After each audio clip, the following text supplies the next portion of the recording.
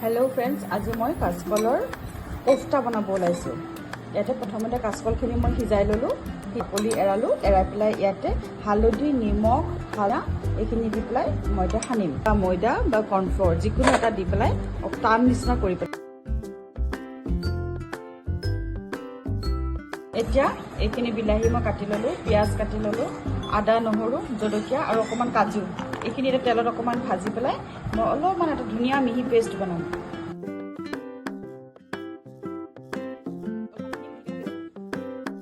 তেলত অকমান মই পাঁচফোৰণ দিলো আৰু কালাৰৰ কাৰণে অকমান জলকীয়া গুড়ি, অকমান হালধি, অকমান কচুৰি মিঠি দিব পাৰে।